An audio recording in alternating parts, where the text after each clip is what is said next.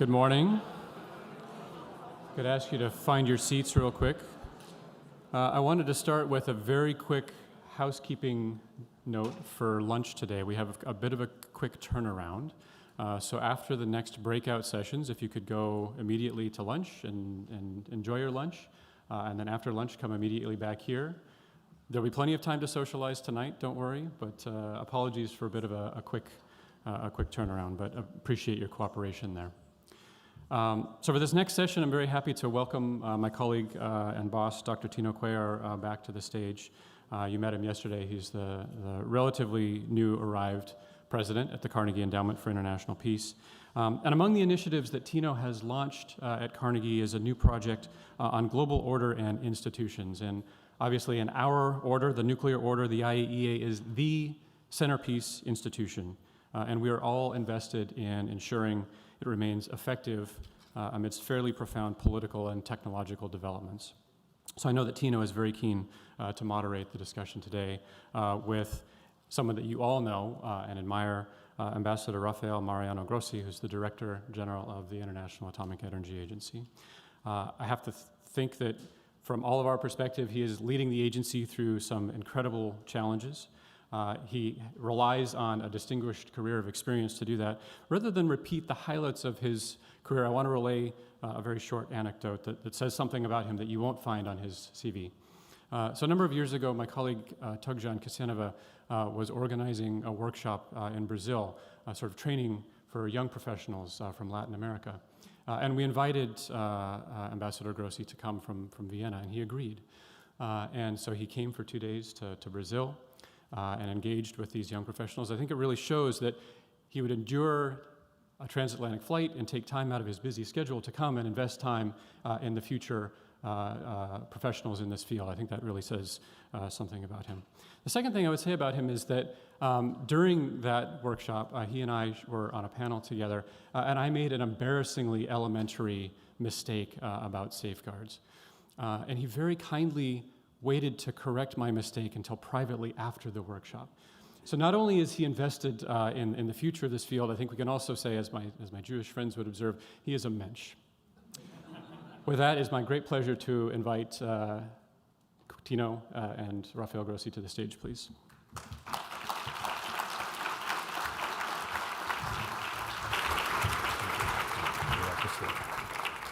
This one. Good morning. It's great to see you all. Before we go any further and I give our very distinguished guest a chance to lay out how he sees the world and ask him some questions, I have to point something out. My great honor to be here on the stage with this individual. Let's me name him, and his name is Rafael Mariano Grossi. My name is Mariano Florentino Cuellar. This is the first time I have ever had the privilege of interviewing a fellow Mariano in public. Great Marianos think alike. Indeed. And we'll continue to do that. I've waited all my life to see Mariano in this role. Mariano, what can I tell you? So, Director General, I thought we'd start with the opportunity maybe for you to just share some day-to-day thoughts about how you see the world right now from your perspective. You have an incredibly challenging role. You picked perhaps the most complicated moment I can imagine in the history of the IAEA to be Director General. So what you see as particular challenges, particular opportunities, and then we'll get to more specifics. Yeah, well, thank you. Thank you, Mariano. It's great to be back here. I have to say, I've been coming here, sitting there in Carnegie meetings for a long time. I always learned a lot. I always enjoyed the friends and the new friends I made here. So I feel really privileged to be here, to be invited, to have an opportunity now, which I think is the first post-COVID, in-person opportunity that we are having under your steering, and congratulations on the position. Really, I think you're going to bring perspectives to this great house. So, I would say let me share something from my week, which is not part of in the public domain, but it's not a secret. And I was just sharing some of these thoughts with Toby and Ellie just a minute ago. You know, this week I've done many things. I was in New York yesterday at the Security Council, and now I'm here, and we are opening, or now closing today, actually, the great nuclear energy ministerial meeting here, hosted jointly by the Department of Energy and the IAEA, and we can discuss maybe these things a little bit about. But one of the things I was here for is there is something that takes place twice a year, a very fascinating and very necessary meeting among all the, writ large, all the UN chiefs. So we go, it's like a retreat. I was not retreating. I didn't have the time to stay for the drinks and for the evening. I had to come back. But the Secretary General of the United Nations bring together all the heads of international organizations, everybody, from the World Bank, the IMF, the IAEA, the UNESCO, WHO, everybody.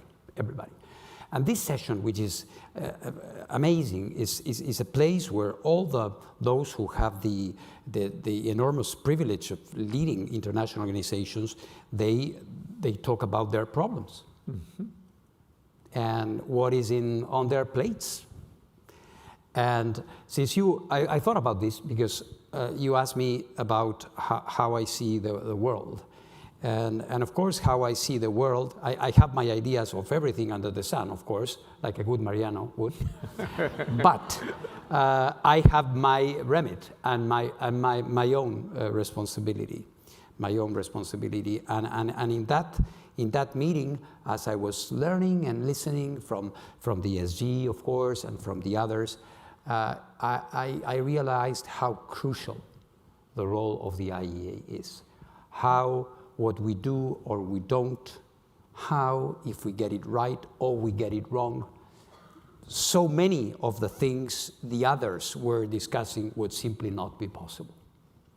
Because we are dealing with the ultimate weapon, we are dealing with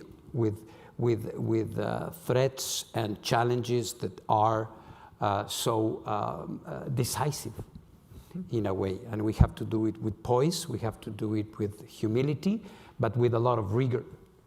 So we are in a circumstance which, this audience, which is packed with,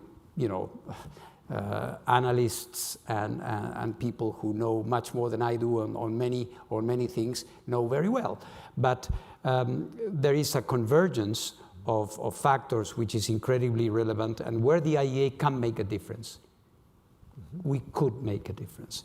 So I see that how tensions around to start not with Ukraine, but with Iran, which is something that continues to be a problem, even if it's less visible because of the political agendas of the day, maybe in Washington or in Paris and in some other places. I see every day through my inspectors how this problem is getting more and more relevant, and I'm choosing a word which is neutral. It's a relevant and even more relevant problem every day. So I see that there is still a diplomat in you. Well, yes, I'm trying to.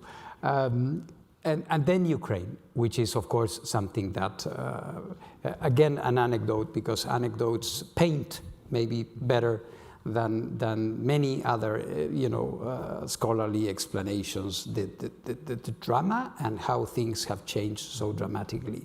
I'm preparing, again, as part of the way in which I am projecting the IAEA, I'm preparing to go to the COP 27. The COP is the Conference of the Parties, the Climate Change Convention, a place where the IAEA would not even be welcome a few years ago, and there we are. I'm preparing to do that. A year ago, it's almost day by day.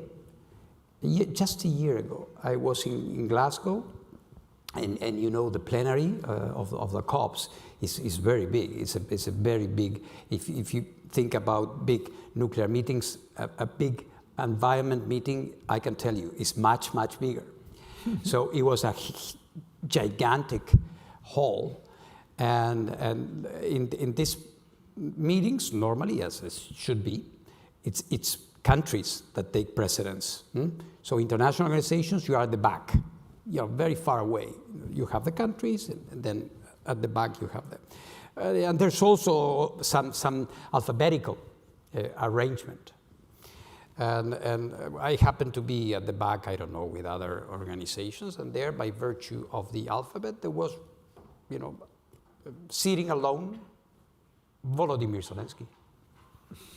He was sitting there, and I had met him just a few months before at the 25th anniversary of the Chernobyl accident, which was a ceremonial occasion. I went there, Leah Rith met with the, went to the sarcophagus, and I met with him, met with the others.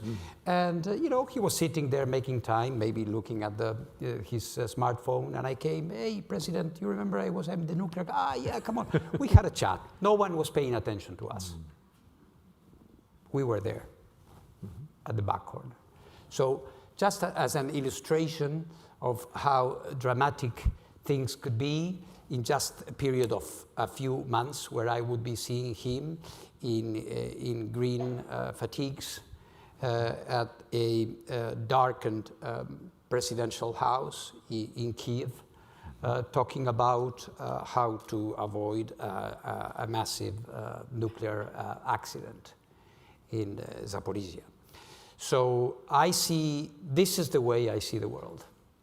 That is a perfect segue into the question I want to ask you about Zaporizhia and about Ukraine. I appreciate the context. And when I think about the role you have played in the last few months, it's very clear to me that you're facing a changed world, and your agency and you and your team had to find a way to use diplomacy, to use the technical capacity of the organization to insert the IAEA in the kind of setting that it's not normally found, where you have bullets flying around, you have artillery going, and even you're pushing against perhaps the traditional limits of the mission in some sense, which had historically been focused perhaps more on just safeguards.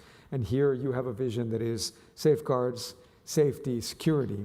And I wonder what your lessons are in terms of how to mobilize the agency and create the diplomatic cover for you to be able to play that role. Yeah, well, I always felt, and this is why I ran to become a director general. You have to win an election. And for that, you have to explain why you want to be the director general. Do you have what's your vision? And in my vision, of course, I could have never dreamed of a war scenario and things like that.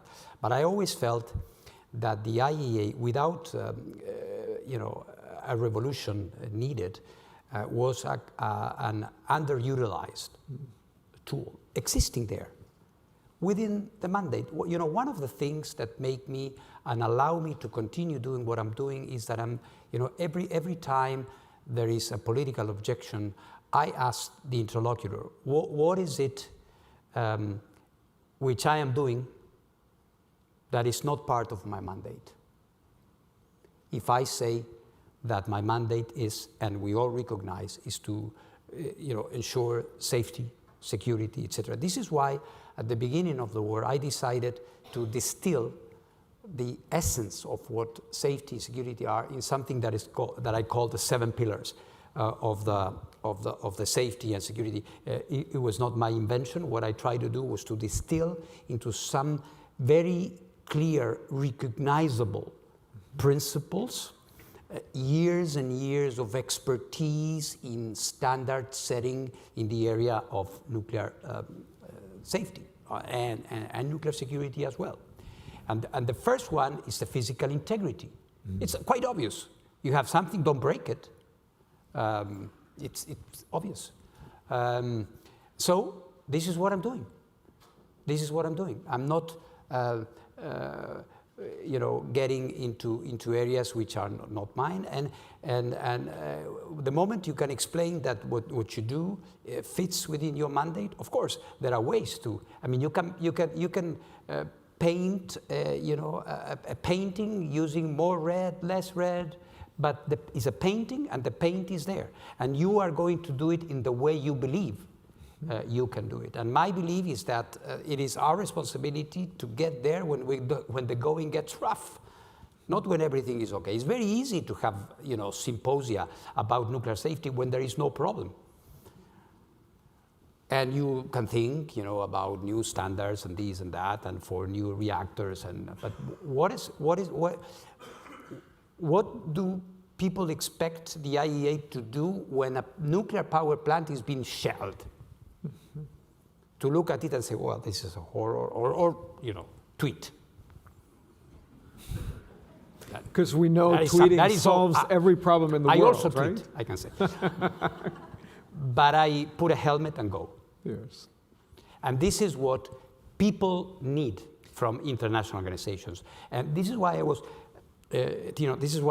referring to this meeting of all these important international bureaucrats, which I'm part of, to say, we should all put our helmets. Yes. And helmets in fighting COVID, helmets in getting the grain out of the port of Odessa, vaccines, and UNESCO protecting our cultural patrimony and things like that. And that, for those of us who observe international organizations, was not lost on us that whatever risks your staff had to take that trip, you were taking it with them as well. Well, they are incredible. I think the IAEA is pure muscle. The IAEA is a place where thank God, people like me are in the minority.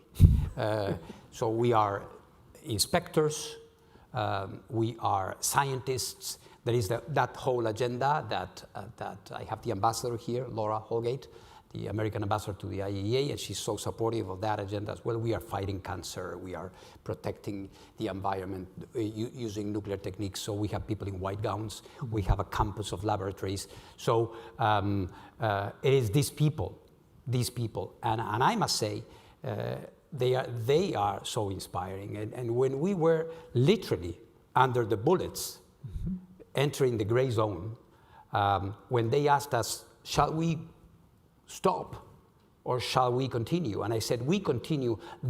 Had I said we go back, I think I would have had a coup or something, because they were the ones that really said, we came so far, we are not stopping here, we are going there. So the quality of these people is really amazing. And when I think about your role, both as somebody who has to be there on the scene, but also who comes back to headquarters and thinks about the entire organization and its muscle memory and its future, have you found, as you have leaned into this approach to the IAEA and the 7 pillars, that the institution is largely already capable of doing what it needs to do? Or does it need additional resources, new kinds of staff? How do you see it getting ready for the challenges of the future? Well, it's a good question, because quite clearly we are trying to expand, and of course there is so much you can do.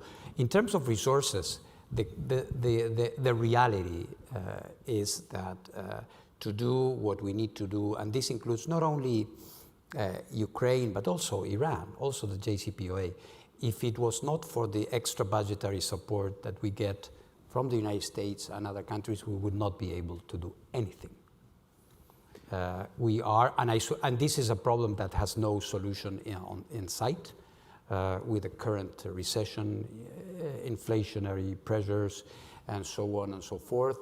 The overall approach from member states is zero real growth, and sometimes even zero nominal growth.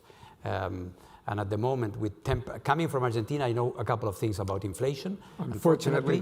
But so I'm an expert. When I see 10%, I say, come on, guys. Bring some serious stuff. It's nice for us to hear that, given that we freak out with these things. We are heroes. But no, 10% means that my budget has gone down immediately. So what do you do?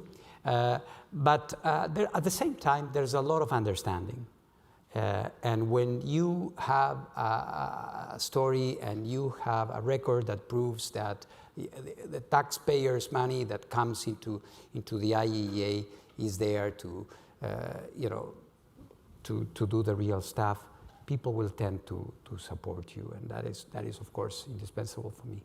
That brings up an interesting question about the history of the IAEA and Yeah. how you think about the politics and the economics of it. So I'm oversimplifying here, but if you go back to the 1950s, there would be, the core mission was understood to be just making nuclear technology positive for humanity. Yeah. Peaceful, Yeah. developing economic and energy Yeah. plans around it. And of course, you know, the support that was coming from Europe and the United States, but let's say particularly the United States, not only reflected an altruism, but perhaps also an expectation that as nuclear technology became more accessible around the world, American industry would benefit.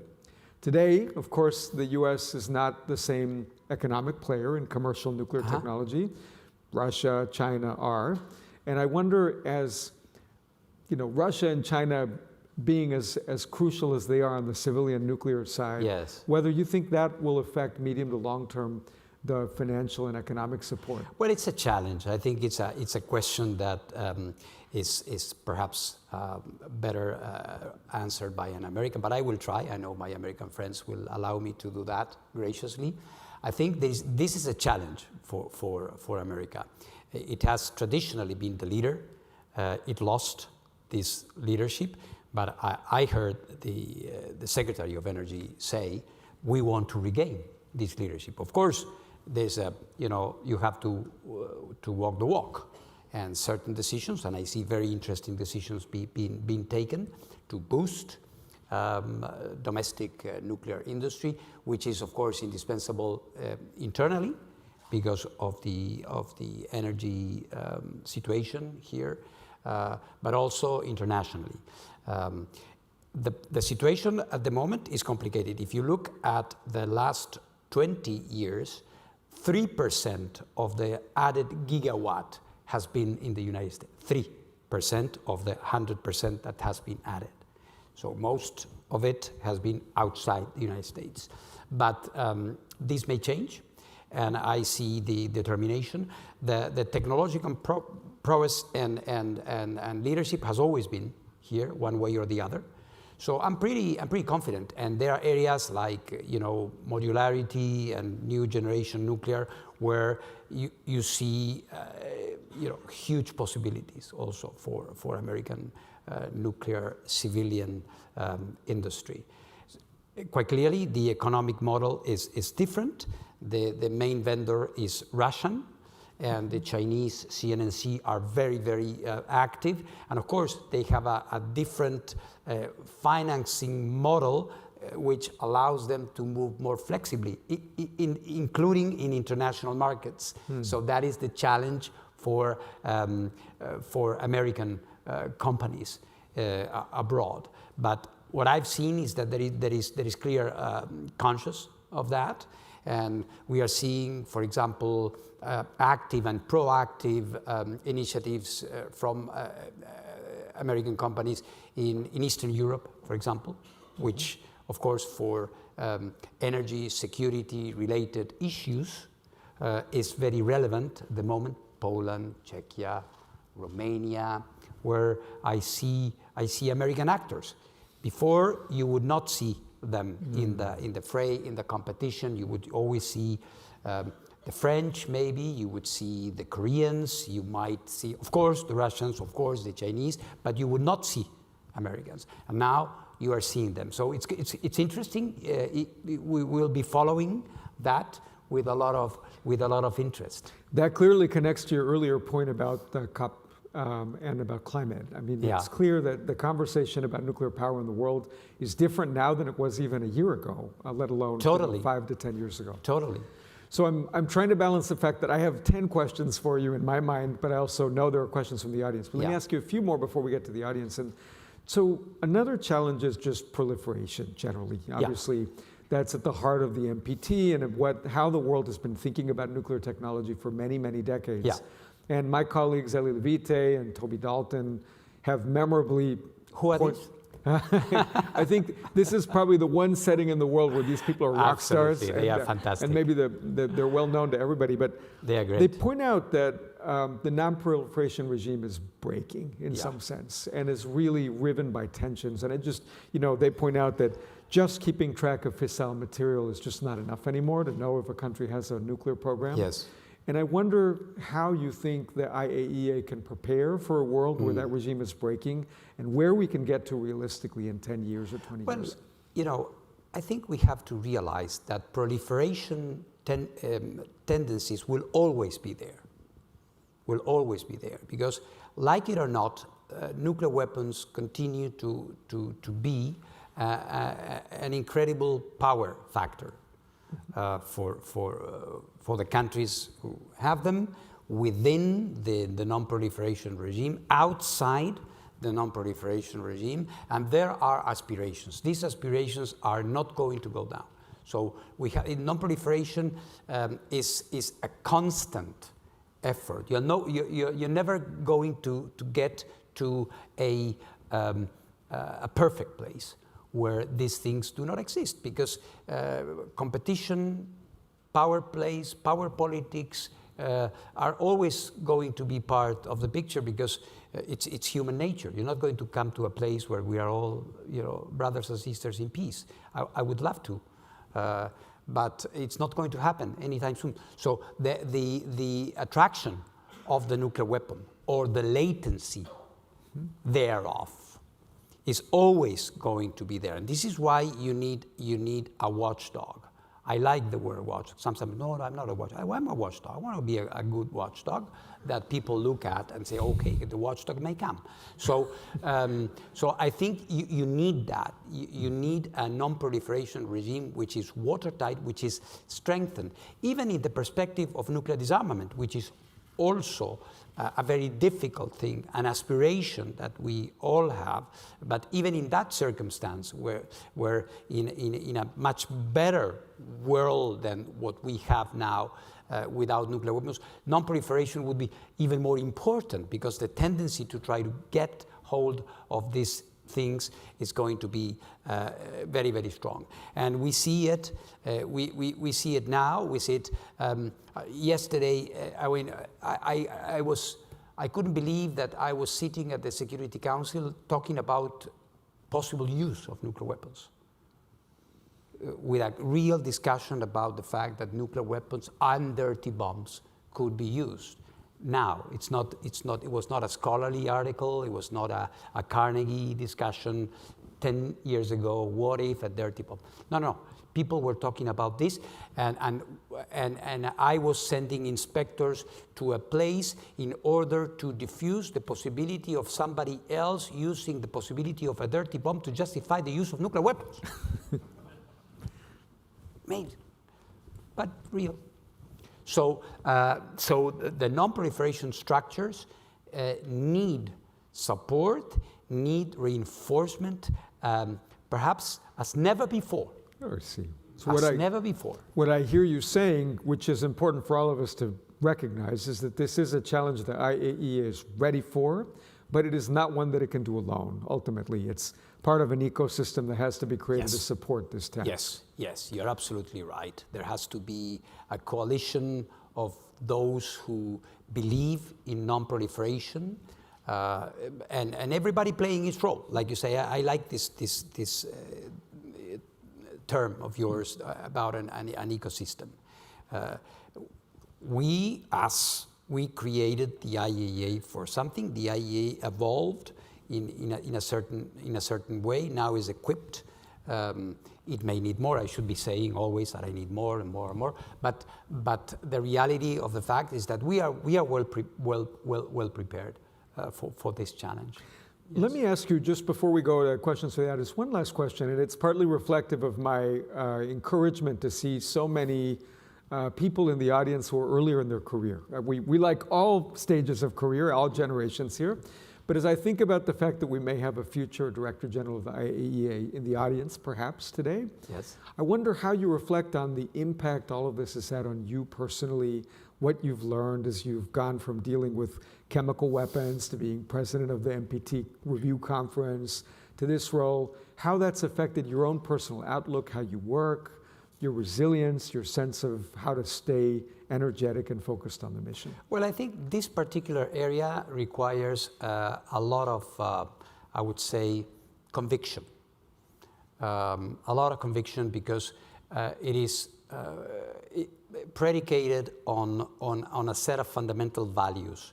Then you add the technical knowledge and how good or how efficient you are in doing it. But when you work in non-proliferation, you have to do it on the basis of a fundamental ethical belief that science should be used for good, always. Recognizing the limitations, and we were talking about that a minute ago. I mean, the fact that proliferation tendencies will always be there. So you were talking about the future and talking about youth, and Toby was kind enough to recall that I always like to talk to the next generations. I think this is what we need to do. We need to explain a lot. We need to inspire a lot. We need to definitely bring more women to what we do. We are doing that in effective ways. Even today, I'm going to do something about that in the afternoon, which I hope people will appreciate, a new initiative. I don't want to, jinx it, but or to because I have to announce it with Secretary Granholm. But it's about that. It's about enlarging the table, bringing more people, bringing the new generation, opening the institution. That is also very important. With a large institution, we have to have the rotation that allows new people to come, more countries to be represented. We need people from developing countries there. Non-proliferation should be a business in which everybody feels that it's part of it and not something which is coming from where I come. I am very, very aware of these things. The fact that this is not a business for a few, but a business for all. Terrific. So we have a question from the audience about nuclear forensics, and essentially, how do we take the technical side of nuclear forensics to the next level? How do we make it better? How do we hold nations accountable for being good nuclear stewards? And maybe if you think about the Comprehensive Test Ban Treaty Organization, whether that should be expanded. Nuclear forensics has experienced one of the most incredible progress in quality in the last few decades. I mean, I take the term forensics in a very wide sense here. And I believe the fact that we have the technologies in spectrometry and other techniques that are used these days to the level of excellence that we have make our operation incredibly effective. And if you want to look for examples, you can see what is happening with the case of the safeguards, the so-called safeguards issues in Iran, which without the current capacities would have simply been impossible. In terms, you're talking about nuclear testing and the CTBTO, which is an organization that I respect a lot. I worked in the negotiation of the CTBT in Geneva for many years. And I believe what we need to do is to bring it in force. Before we talk about expanding, I think they have an excellent group of scientists as well, technologists who work in all these areas of seismic technologies, radionuclide technologies, hydroacoustic technologies, and the whole set of things that come together into the IMS, the International Monitoring System. So I have a lot of admiration since Executive Secretary Floyd was elected. We've been talking and seeing. Of course, we have to respect our mandates, and the membership is not the same, and one is in force and the other is not. But I believe, of course, that we are sister organizations, and irrespective of the size. But there are lots of things where we work together. I mean, take the case of the DPRK. And the nuclear testing there. Of course, they are looking into that intensely, and we have a different type of mandate looking into every aspect of the nuclear program. So the synergies are quite evident. Terrific. You started with Iran, and we're going to bring you back to Iran, given this question from the audience. And this question highlights that as Iran has approached the question of whether the JCPOA can be reactivated, it has highlighted that a key part of that for Iran might be resolution of the agency's investigation of Iran's material accountability anomalies. And I just wonder, or at least the questioner wonders, whether you might share with us something about where that investigation is and where you see it going. Well, what I can share is that, of course, we are working on this, and people must be reassured in the sense that I will never do anything in the verification area under political pretenses or for political reasons. The IAEA has to do what it has to do. And this is something, I say it here publicly, and I've said it to my Iranian counterparts many times, when they request that we look elsewhere or that we forget that we found traces of enriched uranium at some place, because they say, or some others may say, that this may put into question the possibilities of the JCPOA. At some point, some in that country as well were saying that I, the individual, not even the IAEA, was the main obstacle to the JCPOA. Can you imagine? But, had I had those powers, You have a very powerful agency, but we need to keep our vision realistic. But they were saying this. So no, absolutely not. And this is not a sign of arrogance. Iran is a member state of the IAEA, deserves respect, and I am their Director General as well. So they have to do what they have to do. They have obligations. This is not a favor. This is not out of pressure. They have an obligation to comply with their commitments. And if there is something there that should have not been there, they have to explain to us. We're not accusing anybody of anything. Let them come with the right explanations, and these issues will be solved. Terrific. We've spoken about security, safety, safeguards. You've made the excellent point that these are all deeply interrelated, but to focus just for a moment on safeguards. The IAEA is having its symposium on safeguards in Vienna next week, and this questioner would love to hear more about what you see as particularly intense challenges on the safeguards side that you would like to see progress on in the years to come. Well, safeguards, of course, is a function of a technology. Mm-hmm. So the way we do safeguards in 2022 is not the same as the way we did safeguards in 1998 or even 5 years ago.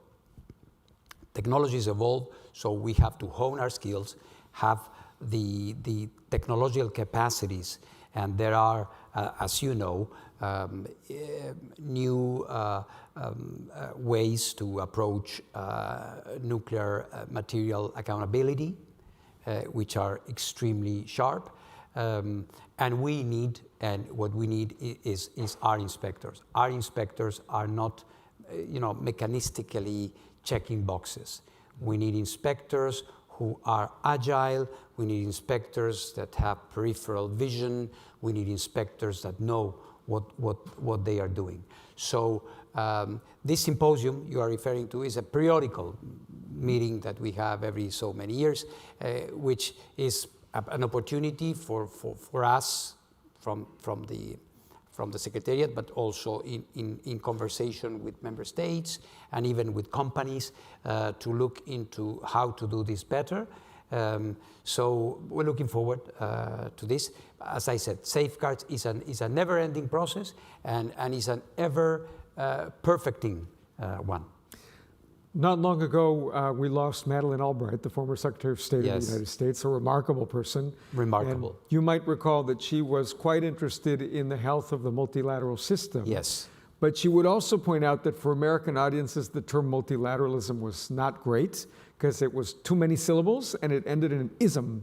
So that is a good segue into the question, which is near and dear to my heart, that one of our audience members asks about. So this person was captivated by your image of sitting around the table with other multilateral organization leaders as a session of strategy and brainstorming, but also therapy, probably, and wants to ask you how you see the health of the multilateral system, what you would hope to see for multilateral organizations over time, and what you think the world should learn from its experience. Yeah, it's an excellent question. You know, it's very easy, and it has become fashionable to say that multilateralism is in crisis, that multilateral organizations are not working, or that multilateral organizations do not serve any purpose, they are useless, etc., etc., etc. So, to a certain extent, the criticism is deserved, maybe in some places, in some opportunities, but perhaps going back to where we started the conversation. Look at the problems we have. Look at the problems we have. What are the problems we have? We are dealing with the war in Ukraine. We are dealing with a climate change crisis. We are dealing with an energy crisis. We are dealing with an economic global recession, etc., etc. So that in itself is the answer. There are no national, individual answers to these problems. Even if you want it, even if you say, I go on my own, make my thing first. Well, yeah, it's okay, it sounds nice, but it's not going to work. Because for your thing to be the first, you have to sell your thing to others. And you have to work with others so there are no trade barriers. And you have to work with others so, the planet doesn't go up in flames. And for this, you would have to reinvent the wheel. You will have to reinvent multilateral structures to do it. That is one thing. At the same time, and I'm very self-critical about this, we have to be challenging and questioning how the multilateral system is working. What kind of answers is the multilateral system giving to these problems that we have? And I think here there is a big responsibility in the United States for that. You were quoting Madeleine Albright, and I remember that it was Madeleine Albright who said that in the multilateral system, America is the indispensable nation. I remember that. So I don't know if people agree or disagree with that, but it is at the center of every debate. So if any debate needs to succeed, the ambassador is here and she knows it, I have to convince her, among others, around the table. So, and that is the challenge, working together. Terrific. We're going to follow the same arc we followed at the very beginning when you started, where you mentioned that meeting with other heads of multilateral organizations, then you went to Zaporizhia. So we're going to go back to Zaporizhia. Yeah. And there are two related questions. One is a request that you talk a bit about progress in creating a safe zone around the power plant. Yeah. Because progress seems to have been slow. And then a related question about what surprised you the most when you were in Zaporizhia. Well, this question has been asked. What surprised me the most? I don't think I was surprised by anything, because we knew exactly where we were going, and we were expecting to see the things we saw. I was maybe moved, not surprised. I was moved seeing these people work in these conditions. I was moved to see these splendid reactors being shelled. Mm-hmm. I was moved by seeing people from Energodar coming to me as if I could have the answers they need and the reassurance they so badly deserve. I was moved, not surprised. That's number one. On the zone, you were right, and I qualified it like this yesterday at a press stakeout when I left the Security Council. Progress has been slow. I am very frustrated with that because for me, establishing a protection zone around a nuclear power plant is as self-evident as anything can be. How can you shell a nuclear power plant, for God's sakes? And it is happening. In my negotiations now, in both countries, now I have people in green as well. And I welcome that because I need. And I tell them that whatever their military objectives and means are, and I'm not getting into that, although I have my views, of course, and my opinion, going back to mandates. And you don't need to storm a nuclear power plant. You don't need to shell a nuclear power plant to get any of your military objectives, legitimate or illegitimate, or as illegitimate as they could be, to make them happen. So I don't know if I will succeed or not, but I will certainly keep pushing. That's very clear. The question of the DPRK comes up. Yeah. And so here the question is how you're approaching this issue with your staff, what strategies you might be discussing to see if the DPRK will allow inspectors. DPRK work is of course, it's very difficult, and especially for my experts, the team which I'm trying to reinforce. We have a top-notch team of experts and analysts and inspectors who are waiting like, firemen and women waiting in the room for the moment they are going to be called to go back to do their inspection. It is terribly frustrating because they are ready to go and they cannot go because the political conditions are not ripe. But we know the time will come. We know the time will come and we will be ready for that moment. So I have enormous respect for my DPRK team. They are there, they are honing their skills, not knowing exactly where these are going to be needed, but they are there, and you should know that they are there.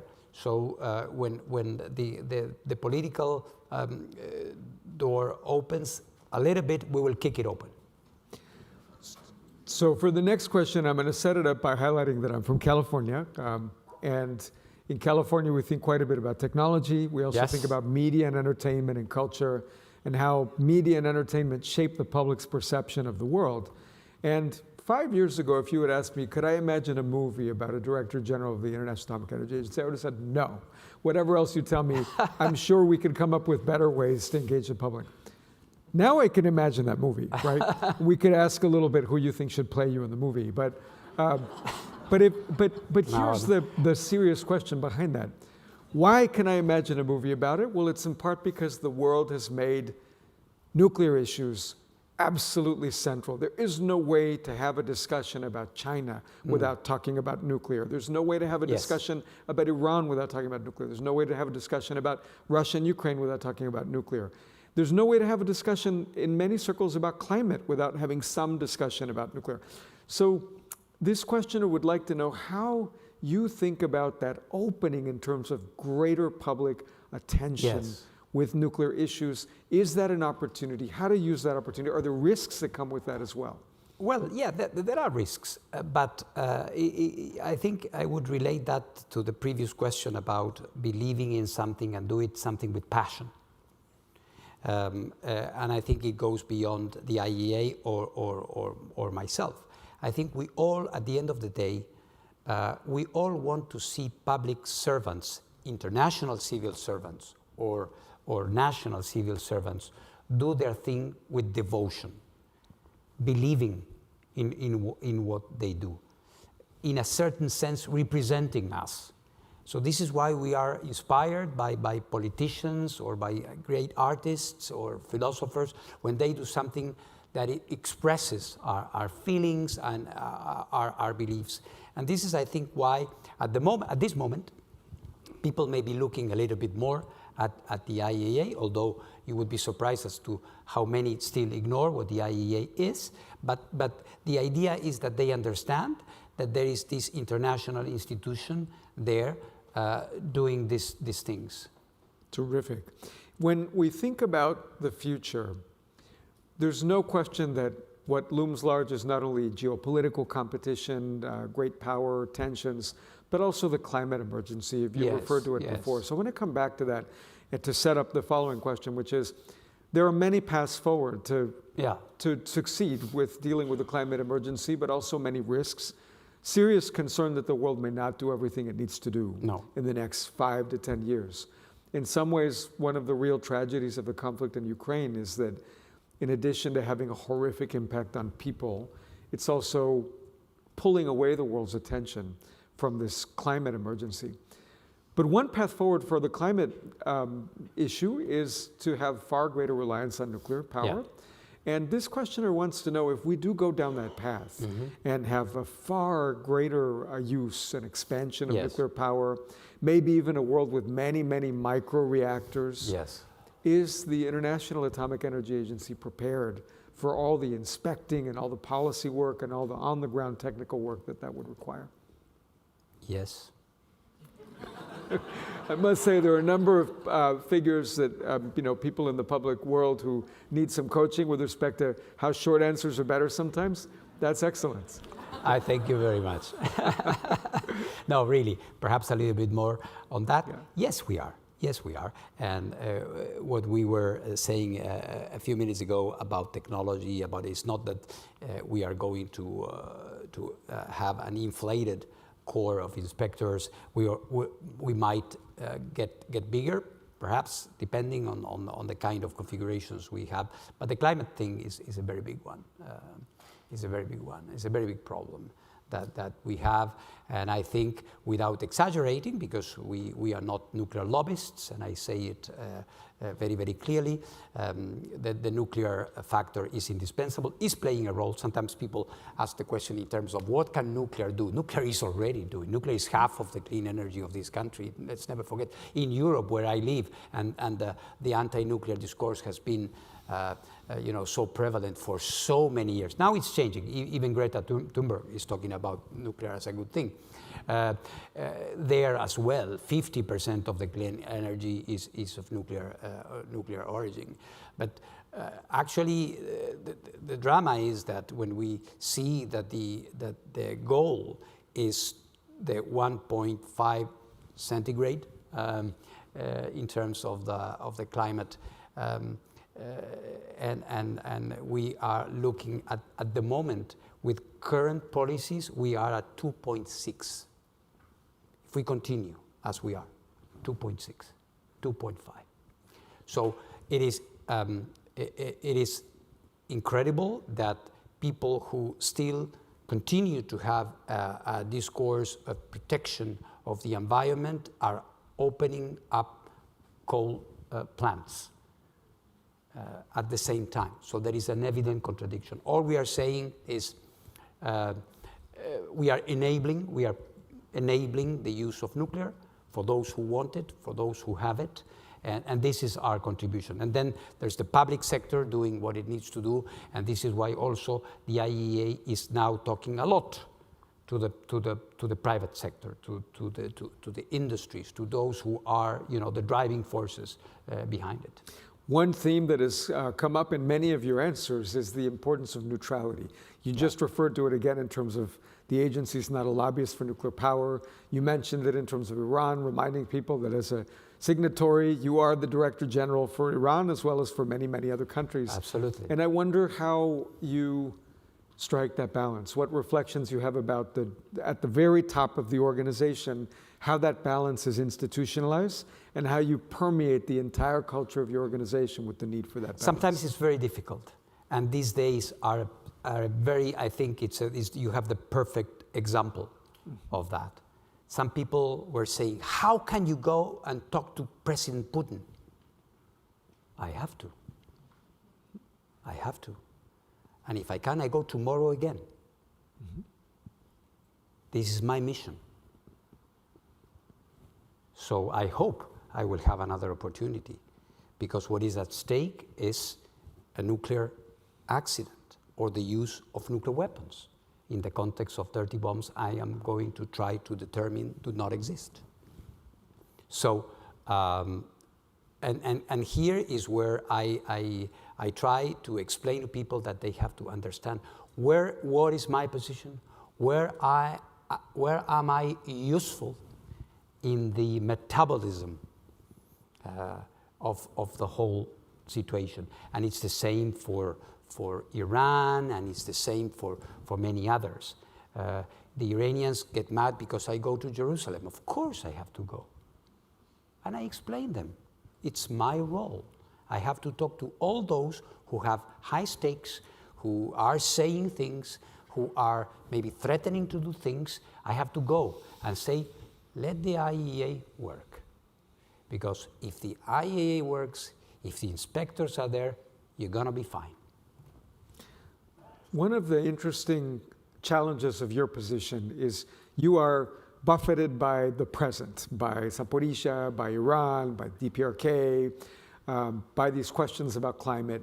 But then actually the questions about climate then go to a second aspect of your job, which are about the future. And in particular, you are leading an organization that reflects decisions that were taken 20 years ago, 30 years ago. And you are taking decisions now that will affect the IAEA in 10 years and 20 years. I just think about how long it takes to develop an inspector, the knowledge that that person needs to have. And I wonder how you think about that part of your job. What decisions you are trying to take now that are not primarily about responding to the crisis of the moment, but putting your successor 20 years from now, when we will still have an IAEA and many of the challenges we're dealing with now in a better position. Well, yes, and this has to do with the inspectorate and the inspector's corps, which is fundamental, and we are training them. We are bringing more, as I was saying, we have to diversify our workforce. This is indispensable. For example, let me give you an example. We know that there is now a lot of nuclear development in Arab countries, which is for some a cause of concern. For me, not necessarily, if we do the right things. So there is the big Arab nation, Egypt, is going to have nuclear power plants. They are building nuclear power plants. You have the UAE that already has 4 shining reactors. There are others in this Jordan as well that already has a big research reactor and is moving into a nuclear program. There is Saudi Arabia that is very interested. So we are trying to bring and to educate inspectors from that part of the world. We need more of that, much more of that, much more of Africans. You know, South Africa has finally taken a decision to expand its nuclear program apart from Africa. Others, Kenya, Ghana, are very seriously looking into a nuclear program. So we have people there. We have Africa. We need African Francophone inspectors. We need African Anglophone inspectors. We need people from these places, and we are not there yet.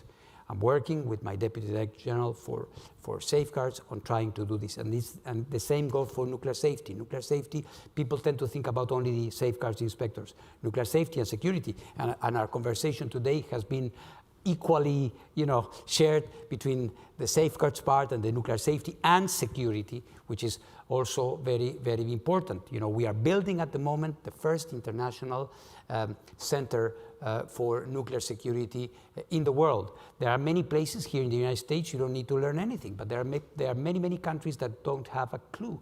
We have to train these people. So all this capacity building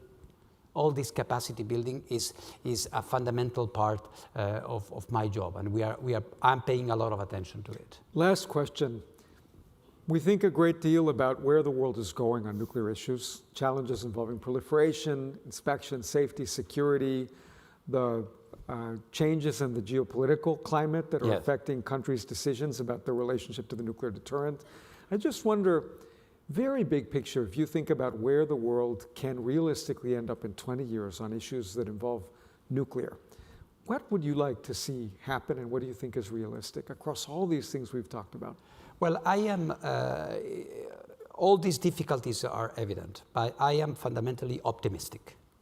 I think that we have the institutions. The challenges will be there. We shouldn't be starry-eyed and believe that, again, we are going to go to an angelical sort of world. But we have a strong institution and many other institutions. You mentioned CTBT and others in other areas of arms control, which is so important, and I know it's have been discussed in the meeting this year.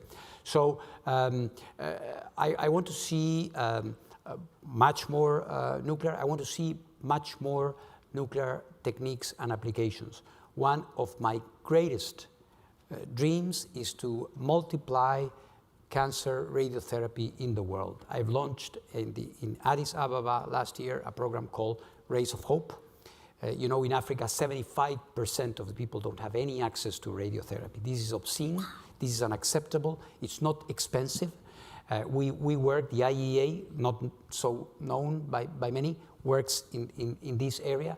So we are working in the Caribbean, we're working in Africa. So what I would like to see is more of this incredible force that nuclear techniques are for the common good. I will observe that we have touched radiotherapy, climate, Zaporizhia, the DPRK, Iran, and a dozen other subjects, and yet what comes through is an enormous amount of focus and direction. And as I just reflect on how much you have on your plate, I just want to tell you, congratulations on being a great Director General, but also a terrific Mariano. Thank you, Mariano. Thank you very much. Thank you.